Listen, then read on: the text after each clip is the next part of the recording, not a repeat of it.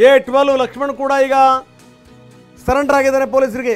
A1 ಪವಿತ್ರ, A12 Lakshman, A14 Pradosh, A11 ನಾಗ, 4 ಜನ ಹೈವೇನಲ್ಲೇ ಪೊಲೀಸರಿಗೆ ಶರಣಾಗಿದ್ದಾನೆ ಲಕ್ಷ್ಮಣ್. ಅನ್ನಪೂರ್ಣೇಶ್ವರಿ ನಗರ ಠಾಣೆಗೆ ಕರ್ಕೊಂಡ್ಬರ್ತಾ ಇದ್ದಾರೆ ಪೊಲೀಸರು. ನೋಡಿ ಎಂತ ಸ್ಥಿತಿ ನೋಡಿ ಪೊಲೀಸರಿಗೆ.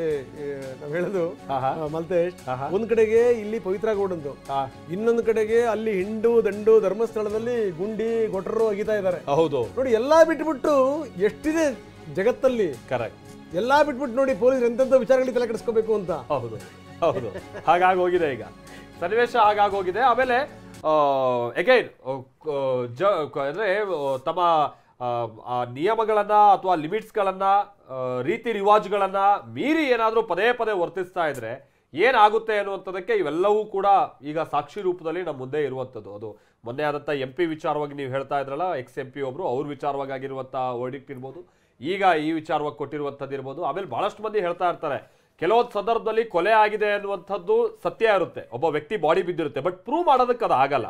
ಅಂತ ಟೈಮ್ನಲ್ಲಿ ಈ ರೀತಿಯಾದಂತ ಜೈಲುವಾಸ ಇರುತ್ತಲ್ಲ, ಇದೇ ಅವ್ರಗಳಿಗೆ ಸಿಗುವಂತ ಶಿಕ್ಷೆ ಅನ್ನುವಂತ ಕೆಲವರು ಅದನ್ನು ವಿಶ್ಲೇಷಿಸ್ತಾ ಇರ್ತಾರೆ ವಕೀಲರು.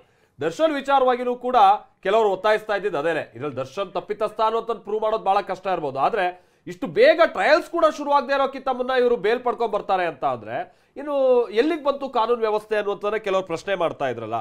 ಬಹುಶಃ ಒಂದು ಸಮಾಧಾನಕರವಾದಂತ ಒಂದು ತೀರ್ಪು ಇವತ್ತು ಬಂದಿದೆ, ಆ ಬೆಳವಣಿಗೆ ಈಗ ಆಗ್ತಾ ಇದೆ, ನೋಡ್ತಾ ಇದೀವಿ ನಾವು.